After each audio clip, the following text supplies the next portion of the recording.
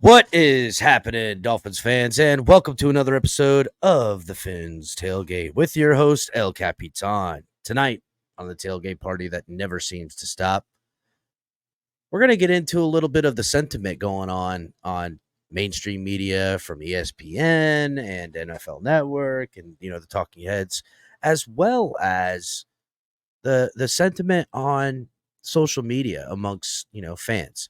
We've had Tua Tagovailoa's contract signed and Jordan Love's contract signed.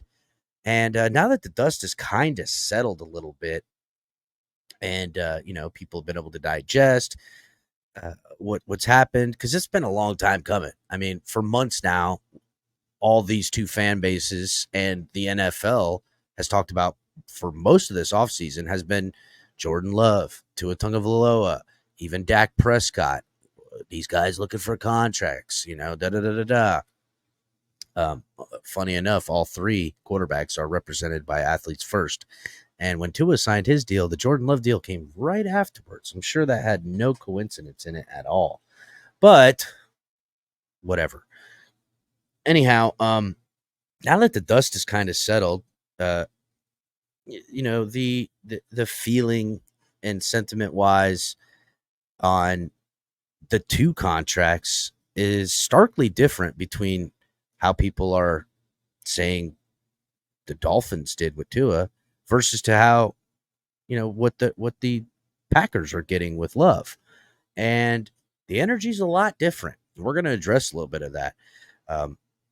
Before we do, guys, hit the like button on the way in. Subscribe if you're new. If you're listening on Twitch, Twitter, X, Facebook, wherever, or you're listening on Apple Podcasts, Spotify, all the good places that we're found now, come on over here to YouTube, hit the subscribe button, hit the like button, leave some comments, get in the live chats on the show, check out all the good programming we have here on the network, and just be a part of the program. It's a whole different vibe.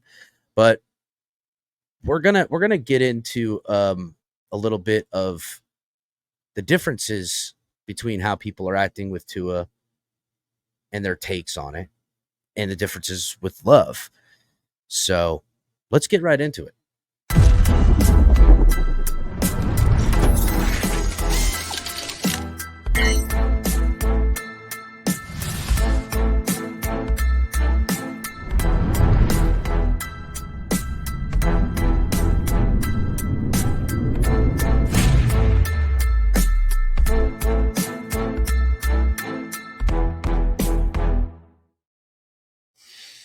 Yes. Welcome again to another episode of the Fins Tailgate with your host, El Capitan. Hit the like button on the way in. So, real quick, I just want to say this. This is not meant to be a dig at Jordan Love or anything like that, because there is going to be some opposites that I'm going to point out that I'm noticing out here. But, listen, in their respective fan bases, amongst Dolphin fans, there's certain people who don't like Tua, are never going to believe in him until, he wins the AFC Championship game or just whatever, until they see it. And to them, the Dolphins should have never signed him. This was a terrible deal. There's others that, are still on the fence about Tua. They're not excited about the money being spent, but they're not going to turn their nose up at it either, right? And then there's people that Tua could have done no wrong. He deserves this and more money. The Dolphins owe him more, and they're crazy about it, right? And I'm sure that same type of reaction and differences in the fan base is true for the Green Bay Packers. I'm sure there's plenty of people that think that Jordan Love doesn't deserve this contract. But the sentiment, for the most part, in the mainstream media seems to be, well, the consensus is that Jordan Love, good. Tua Tagovailoa and the Dolphins, they're paying him too much. They shouldn't have paid this guy. He doesn't deserve it. And no more of this type of reaction is, it's perfectly set. So, I'm on social media. I'm out here in these streets, for lack of a better term. I see the reactions. I see what people are saying. And this is kind of what a lot of people are saying. Uh, and by a lot of what I mean, this is Chris Canty on ESPN Radio with his show Unsportsmanlike Conduct. He had a take and disagreement, and now this is fine. I do have some rebuttals to his disagreement on why I think I don't want to say he's wrong because it's an opinion, right? But there's so many people that are saying these exact same things that Chris Canty is saying on his radio show here on ESPN that I have a perfect rebuttal to it. And I'm going to go ahead and just play you a little bit of the audio. Sorry about the quality of the audio. It's the best I could do in short notice. But we're going to break it down a little bit. So here it is. The guy is 1-6 last year against teams with a winning record. Overall, against teams with a winning record in the National Football League, he's 7-14, 60% completion percentage, 225 yards a game, 28 touchdowns, 18 picks, and an 84.3 passer rating. That's not $53 million a year and 167 guaranteed. So a lot to unpack there, right? He threw some stats out, and now listen, I'm not necessarily trying to push back on the reality of the situation, right? Like he says that Tua's was 1-6 against winning opponents last season. That's true. They only beat the Cowboys. They lost to other teams that, a lot of AFC teams at that. And that's the facts,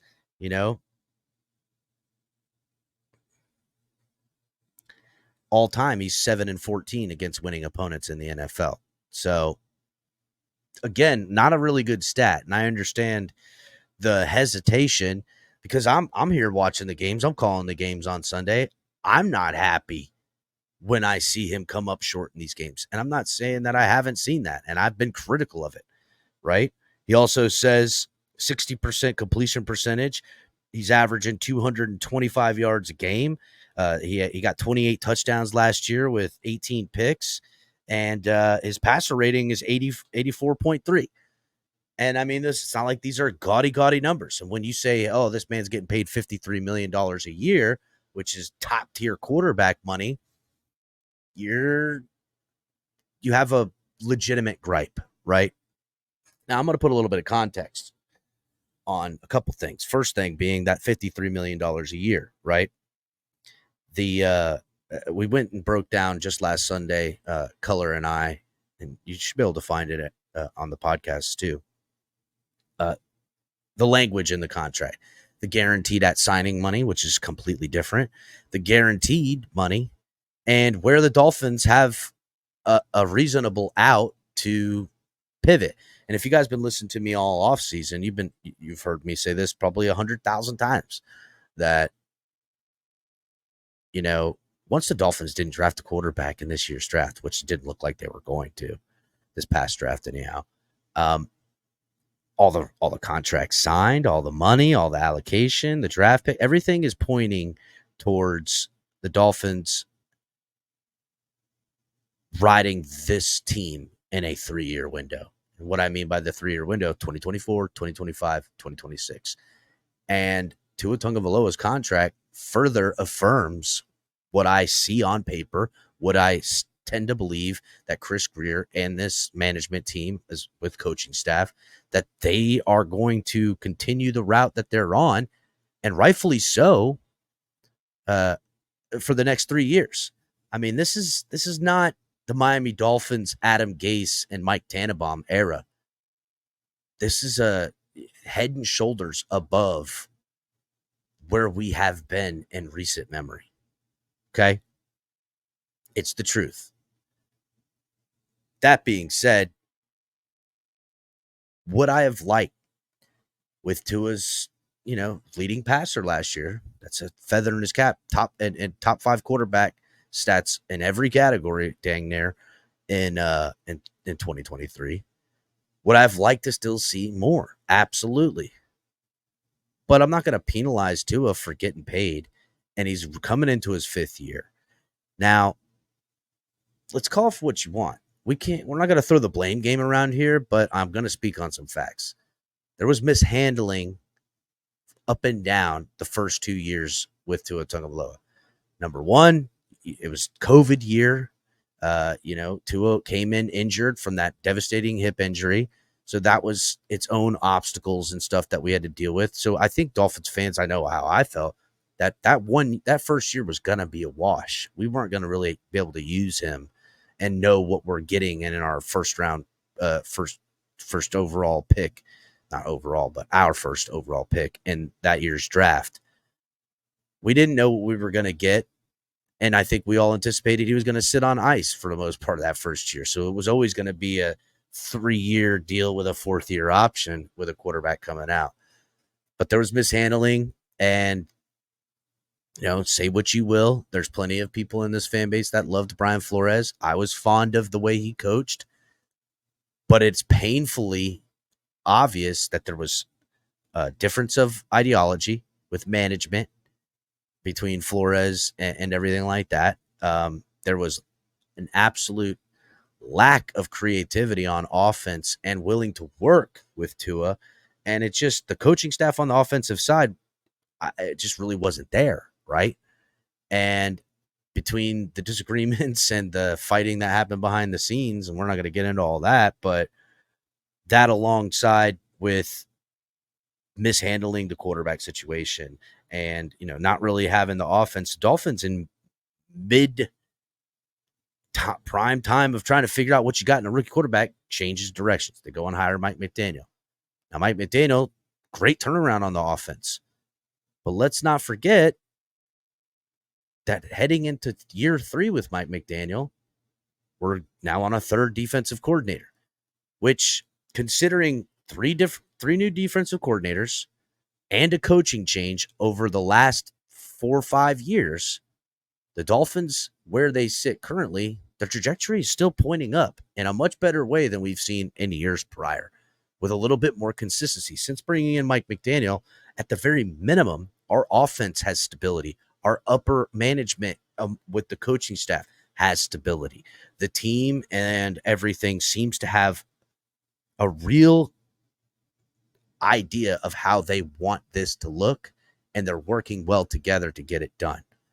Now, meanwhile, while pivoting from a head coach, pivoting from an ideology, you got a quarterback that's coming up on a contract. And like I stated earlier, it seems like they're sold on the coach, sold on a lot of the players, sold on the programming. The last piece to solidify for them to be sold over the next couple of years was signing this quarterback. So when you say they should have, left him on the 5th-year option and gathered more data and stuff, I'm not saying that's not a wrong decision to do, but there is some byproducts of doing that that could be problematic, at least for how I perceive the Dolphins and Chris Grier, what they want and what their plan is. Because with Tua's contract, along with everything else I can see, they're riding this out through 2026, and come 2026 to 2027, they can either double down and say, we like where it's going, we're going to extend these guys, we're going to, do this, we're going to do that, or they can pivot and, continue to figure out a different way to go about business. And that could mean a coaching change, quarterback change. It could mean coaching, quarterback, and GM change in 2027, depending on the failures that happened. But I'm going to get to the second part of what Chris Canty says, because I'm going to give a little reply on that next. And you say they had to pay him. No, they didn't. They had the 5th-year option of $23 million. You had a franchise tag that next year probably would have been around $40 million. You could have franchised him after that for 20% more. I mean, you could have played out the string with Tua Tagovailoa. You could have collected more data points to make a more informed decision, because based on the sample size that we have right now, he's not worth what you're paying him. So, look, and here's where I'm not going to say his opinion's wrong again, but here's where he's ill-informed in making his consensus opinion. And here's where a lot of people who are saying the Dolphins shot themselves in the foot, that's it, they're cooked, whatever. Here's where the context is getting lost in a lot of this, right? Because, and I've already stated, to me, everything has been pointing to the way this offense, hopefully the defense, and the players in marquee positions that they've drafted have, I mean, even doubling down with, guys like Chop Robinson. Yes, he's going to come in and, probably get quite a bit of snaps while we have guys on IR, but it's not like we don't have pass rushers coming, right? I mean, dang, could you imagine? That's a show for another time. But to me, everything's showing this next 3 years. Now, the Dolphins absolutely could have wrote out his 5th-year option to collect more data. But let's say this, because there's only 3 possible outcomes that could have happened if the Dolphins didn't extend Tua Tagovailoa. And to me, almost all 3 of them destroy the 3-year window that they really want to remain in, that they have for 2024, 2025, 2026. So first scenario that could have happened if they didn't extend Tua is they could let him ride his 5th-year option. And how could it have planned out? So if they would have let him ride his fifth-year option, it could have gone this way. Could have gone, he balls out, he plays better, and now the Dolphins are in a predicament where they're going to want to keep him. He's solidified himself. They're going to have to pay him a heck of a lot more money, because I don't know any quarterback that doesn't ride their 5th year and perform much better. We're talking 1-2 playoff wins with winning the East or something, right? You're going to pay him the most money. And now it's probably the least worse of the 3 options if this was was what had happened, because at least you got your guy that you're paying all this money to. But then we'll come to that 3-year window that they're trying to remain in. It now enters into the 2027, 2028 years. And I'm not saying that it can't be managed, but it's really, it's taken away that 2027 pivot year or double down year across the board with the team. We're talking about team management here, right? So it gets a little more dicey.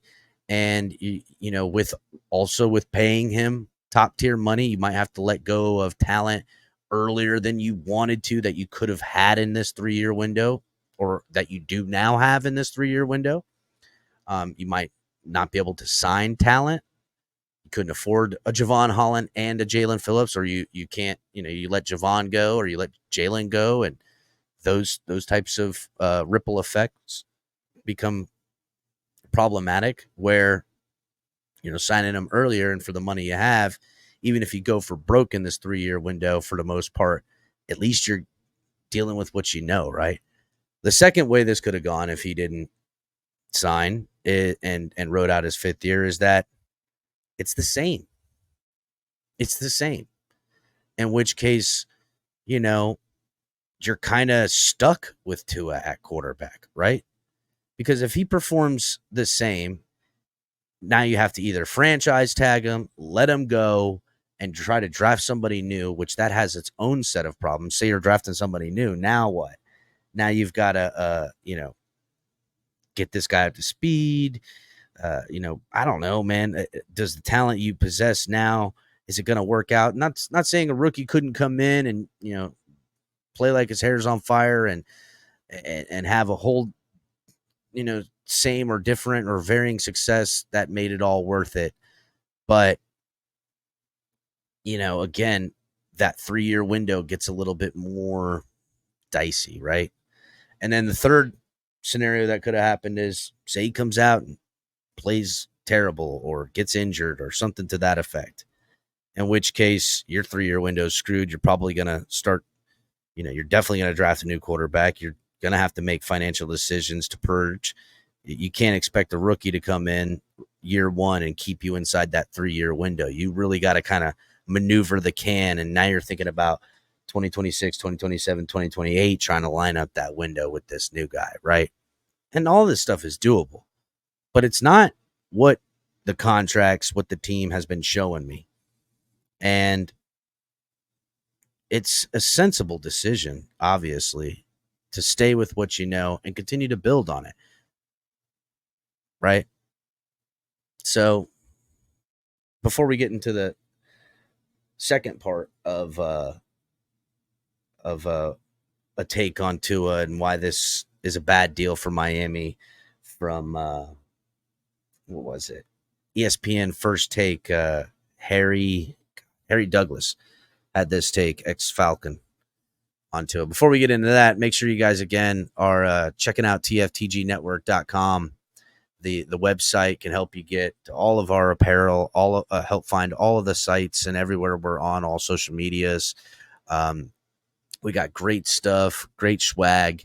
It's a great way. All the podcasts are on there. All the YouTube links are on there. There's a great search engine that if you say, look for this shirt, it's going to pop right up. Make sure you guys are checking out TFTGnetwork.com. Get ready to dive into a new world of online shopping with the Fins Tailgate.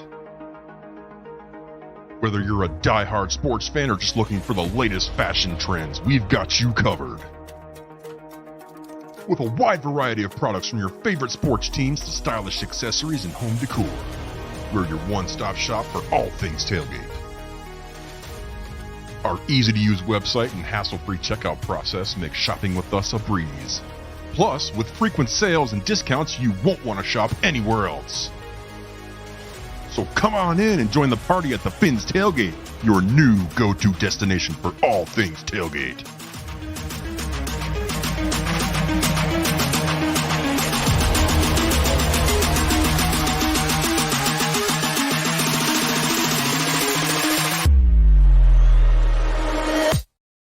TFTGnetwork.com. Make sure you guys are checking it out.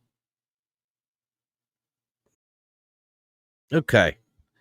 So we're going to get to, on ESPN First Take, Harry Douglas had this to say essentially about Tua Tagovailoa's deal. And, he had some nice things to say, but, it was like listen, a lot of the people say the same things nice about Tua. The timing, his accuracy, stuff like that. And everyone has plenty of ammunition, at least over the last 2 years. One, him ending, on concussion protocol. And two, that they fizzled out in the final 4 or 5 games of the season. But here's Harry Douglas. I can't ignore the 7 games versus the playoff teams going 1-6. What I also can't ignore is the injury history with Tua, right? I would like to see him another year healthy, being able to thrive in this offense like we've seen him a year ago, which was masterful. And I understand that. I get it. But also, I think something that stands out to me is that in their losses, it's not like Tua was the best player on the football field. Now, okay, right? Later in the year, teams are banged up, and I hate this excuse, right? I don't want to hear about injury excuses. I don't want to hear it. I'm not going to take it away from the context of the conversation, right? Miami Dolphins defense was decimated in all 3 levels at the end of the year. Meanwhile, I felt like even though they had a lot of injuries, I felt the defense wasn't shouldering the blame of a lot of the losses that took place at the end of the season either. That being said, guys were banged up. Guys were playing, nicked up. The toll and long hassle of the season was catching up to some of these guys. We know the offensive line had injuries up and down all year round. But again, I don't like these excuses. I do understand the point when people were talking about why the Dolphins shouldn't sign because of injury history, right? Because of needing to prove more. Again, this all working under the assumption that they have an infinite amount of time to work with everything in their take, and that the Dolphins are perceptively further away to them, where the Dolphins brass and Chris Greer and company perceive themselves in a 3-year window. And I've talked a lot about this. 2024, 2025, 2026. I'm going to say it until people finally understand it. This is the team for the next 3 years, outside of break glass in case of emergency, in which case means if this isn't the same quarterback and coaching staff in the next 3 years, or between the next 3 years, it's because everybody lost their jobs. Coach, quarterback, GM, everybody. And I just don't see that happening because, again, the trajectory is pretty good. So let's let Douglas continue. Because he wasn't. And I look at a game versus the Philadelphia Eagles early on when they were down 7 in the fourth quarter. They needed Tua and their quarterback to make plays from the pocket. Tua wasn't able to do that. He got the ball late in the fourth quarter. I look at the Buffalo Bills game last year to seal up the division. He I had hated the that game in the fourth quarter with the game on the line. He wasn't able to do that. That Monday Night Football game that you just mentioned, he wasn't the best quarterback in that game. That was Will Levis. But he got the ball in the fourth quarter down 20. That Will Levis Dolphins, fuck, I can't stand that game. That was the beginning of the end for how the team's trajectory just, it went from flattening out to nosediving at the end there. And listen, these are all great points, but still, when you have more things to consider other than answer at quarterback, you have to take the data you do possess for a way in which you manage a football team, right? Tua Tagovailoa, I mean, is it consensus that this guy is going to play his 5th year in the NFL? This is all he's ever going to be? He's not going to get any better? I think on a very minimal base, just knowing more in the NFL, a vat more of knowledge, he'll get better minimally in that aspect, right? Knowing how to read, knowing tendencies of players. I know this pass rusher. I've been going against him for the last X amount of years. I know he does these things well. Just stuff like that, or understanding that defensive coordinator, this style of defense, and just the nuances of the game, being a seasoned veteran versus a veteran, right? There's that whole step, especially in quarterbacks. And it's not like competent quarterback play is just lying around in the NFL. You're a Dolphins fan, I'm assuming, if you're watching me right now, unless you're a Packers fan, which I'm going to get to Jordan Love here in just a second. There's to just assume that this is all that there's going to be. I mean, to me, barring injury, Tua is getting better every year. And yeah, there was a lot more to be wanted from year 1 to year 2 to year 2 to year 3. But I mean, from year 2 to year 3, and then year 3 to year 4, and hopefully that same type of step up continues. We've got a competent quarterback that has elite skills in accuracy and timing. He sprinkles in a little bit more with some seasoned veteran, and you're doing just fine, good enough. And I don't feel like the Dolphins bit off more than they can chew in a financial sense either. And what I mean by that is, if you look at what the Dolphins would have had to pay if they were to ride out Tua and franchise tag him back-to-back years, they've gone ahead and said, okay, so you got $23 million for his 5th year. His first franchise tag would probably be about $45 million. That gives you $68 million. And then if you were to franchise tag him another year, we're going to call it $50 million. So now you're at $110 plus million, right? Somewhere right around there. 108 to 112 or 15, depending on how quarterback contracts go. The Dolphins are going to give him those 3 years of guaranteed money had they gone that route, plus a little bit more for Tua in good faith, while drawing that definitive line in the sand that they, again, are showing for a potential 2027 double down or pivot year. And that's good enough for me. We have this team. This is what we're riding out. I at least know the plan. I can see the Chris Greer plan for this football team. And there's securities in place while also doing right by Tua. That's a win-win for a guy like me, right? But you're having, and this is just a couple of the talking heads that we've heard today, talk about why they wouldn't have done it. And I'm giving them the reasons the Dolphins could, should, would, and why they did do it. And why Dolphins fans should understand, the plan that's happening here. Why did Tua get this deal?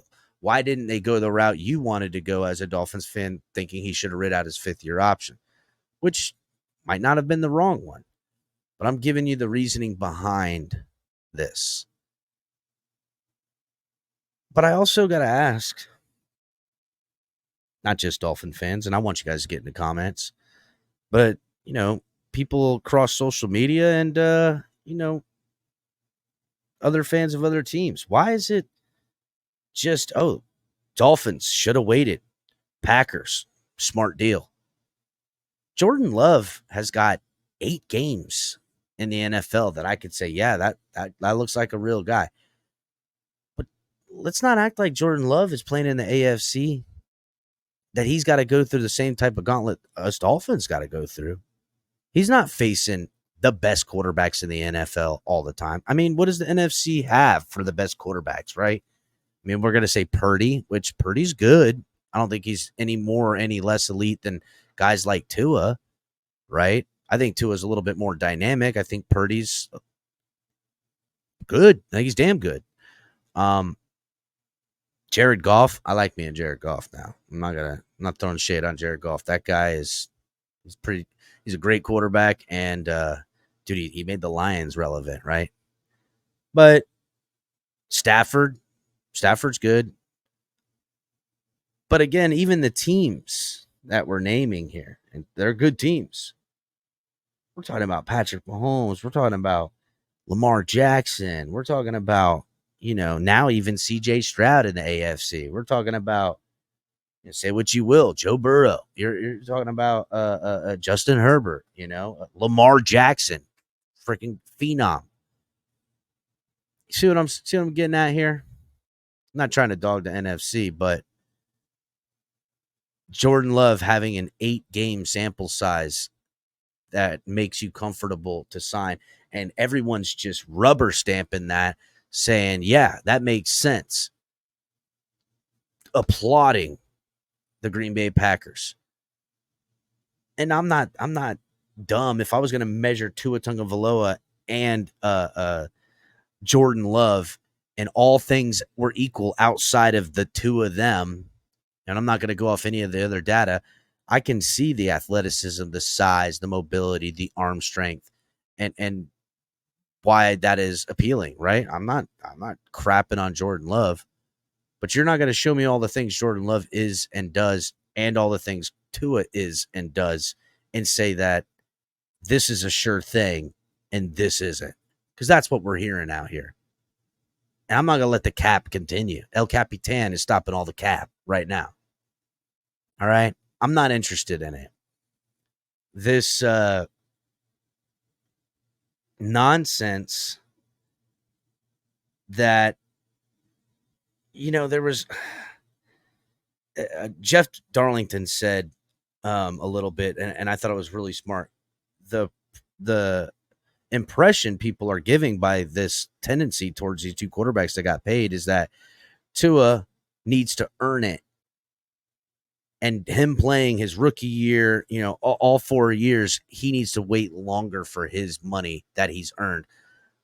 Meanwhile, you're showing that it's best to sit and wait a couple years and put together a small sample size of really good football play, and that's worthy of being paid, versus to the guy taking the road less traveled because it's a harder road, right?